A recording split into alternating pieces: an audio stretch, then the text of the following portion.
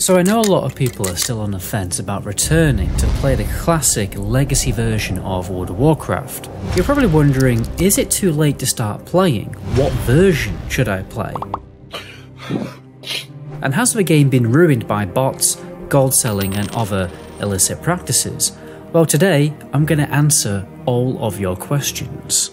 If you're new to the channel, my name is the Meta Goblin. I've been playing Classic and making content for the game since the launch 3 years ago, and I have way over 100 days played into the game, so I probably know what I'm talking about. I'll leave it for you guys to decide on that one anyway. Now, I think the first thing we need to talk about is the fact that there are different versions of the game currently available for you to play. We have Wrath of the Lich King Classic, the version of the game that is progressively going through all of the World of Warcraft expansions, and it's currently at the 3rd expansion, which many players would argue is the best version of World of Warcraft. We also have the Vanilla Classic WoW servers. This is a permanent server that emulates the original version of WoW from 2004 to 2006, and in recent months these servers have been growing astronomically and have a very big and healthy population with many active raiding guilds. And lastly, we have the hardcore servers. If you want more of a challenge, these are fully progressed vanilla WoW servers, but death on these servers is permanent and PvP is also disabled, and they came out very recently, also with a great big population. Firstly, let's talk about Raph Classic. I think most people are probably wondering, is it too late to start playing Raph before the next expansion releases? And what kind of game has it evolved into? Well, it's definitely not too late to return to Raph because of all of the insane catch-up features implemented into the game. Even the original Raph had great catch-up systems, but now Blizzard have added features to make it even faster. Originally, you just had normal and heroic dungeons in the game, and then some new dungeons did come out with better gear alongside the new raids. But now Blizzard have added extra difficulty modes for every dungeon. You have Alpha, Beta and Gamma difficulty modes. These are more difficult versions of the original dungeons with extra mechanics, increased damage and health pools, but the cherry on the top is how they drop 10-man mode raid loot from the previous raid tier.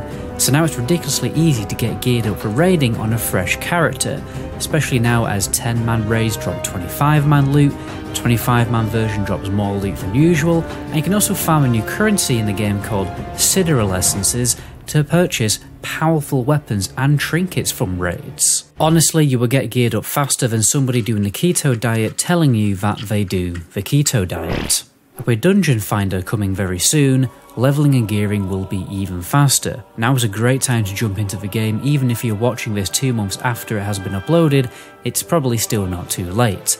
The last phase of Raph Classic is one of the best eras of World of Warcraft. Icecrown Citadel is one hell of a fun raid, and because it's so fast to catch up on gear, you can enjoy the content on several characters. At its heart, Raph Classic is an endgame raid content focused expansion. If you love raiding on multiple characters, you can have more fun than an iPhone user talking about themselves. The next phase will release an unbelievable amount of content that will keep you busy and entertained for many months.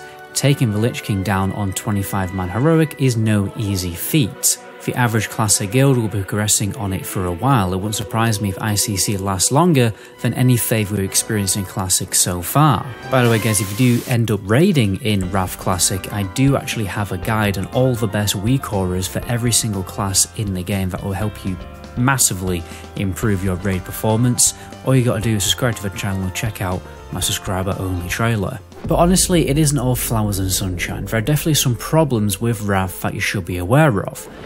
The GDKP is very prevalent now in the game. What is a GDKP, you may ask? Well, it stands for Gold Dragon Killing Points.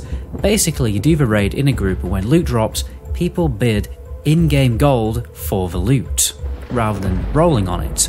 Honestly, most pug runs on Classic, on most servers, are mostly GDKP runs. This is a very complex issue. I'd recommend checking out my STV Vice series where I'm attempting to reveal the darker side of WoW in a number of different episodes, but to sum it up briefly, there's a big bot problem in the game. These bots are farming lots of gold and selling it for real money. Players then buy that gold to spend in GDKP runs, and it creates this vicious cycle that eventually inflates server economies, making it more difficult for the average raider to afford basic stuff like consumables. But I promise you, it's not all doom and gloom. You can play the game easily without touching a GDKP by joining a guild who has a good raid team, and there are many pub groups out there that don't touch GDKPs because there's also a number of people in the community who totally reject the concept. I personally play the game without doing GDKPs, and I can afford all my raid consumes without even farming gold because I'm smart about how I simultaneously make gold while playing the game. I actually made a whole video about this recently that you can go and check out. It's just important to understand that GDKPs are a very big part of the game now. They have a strong presence within the classic WoW raiding culture, but you can definitely reject it all and play the game how it's supposed to be played by joining a chill raiding guild and just doing the content.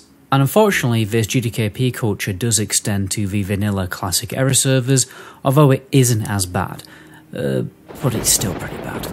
Personally, I still very much enjoy playing the game despite of all this. Class design in Raph, in my humble opinion, is just absolute bliss.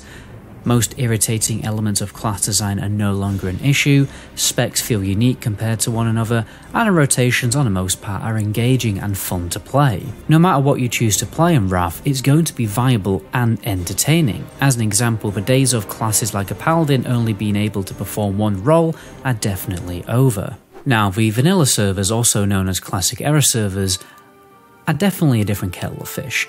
Many people are actively playing the endgame content of vanilla, but it's nowhere near as endgame focused. Vanilla is more of a slow-paced MMO, focused more on exploration, the journey, and low-level group content. Half the population are just chilling, exploring the world and leveling and making friends, and the other half are doing some serious raiding, whereas in Raph, probably only about 10% of the population are actually leveling still, because in Raph it's seen more as just something to get out of the way so you can go and enjoy Icecrown Citadel. And that really is just the cold hard truth on how the game has evolved over time. But the vanilla servers are booming, with more and more players getting involved, because a lot of people miss playing an old school MMO. You definitely won't struggle to find groups for low level dungeons or group quests. The open world is thriving with players, so you are able to properly enjoy vanilla WoW the way it should be enjoyed. This is largely down to the fact that Blizzard have merged the classic era servers together to improve the population. Just make sure you make a character on the correct realm. If you're on EU, make a character on Firemaw. If you're on NA, make a character on Whitemane. You can also play in the PvE realm clusters, but they have a lower population. If you're looking for a more difficult challenge, you also have the option to play hardcore servers where death is permanent. These servers have just been released and are very popular. They are based on the vanilla version of the game, and as you can imagine, hardcore servers are even more low level focused because it's much more of a challenge to actually reach endgame. Since people want to play the game safer and take less risks, hardcore is much more group and social focused. There's more player trading, grouping up, low level min-maxing, because you want to be as powerful as possible in the game, as the goal isn't really to level fast, but to just actually survive. This inevitably means that you will experience way more of vanilla's original content because you're playing the game at such a slower pace. However, with such a punishing consequence to your death, there is much more emotions and drama within this community, which is just something to be aware of in case this really isn't your cup of tea. I'm not saying a community is an absolute toxic cesspit or anything. People will be cozy and nice until you make mistakes anyway. And this is why I don't really play hardcore that much, because it really can be a cesspit sometimes, to be honest. Not to mention how heartbreaking it is when your character dies. Fortunately, if your character dies on hardcore, you now can transfer it to a classic era realm to continue playing it. So it's not the end of the world. But anyway guys, those are my honest thoughts on Classic WoW in 2023. Overall, I think it isn't that hard to have fun with the game. The game is solid. The problem is, like every other MMO, the community likes to make the game worse for everyone else, much like the real world really. But I guess that is the point of an MMO. They are virtual worlds full of real people playing them, so the developer isn't fully responsible for the quality of the player experience. I have no idea why I've just started such a deep discussion topic when I'm trying to end the video. But anyway, you can join me on Twitch, MetaGoblin1, for more rambles like that. Until my next video, Ciao.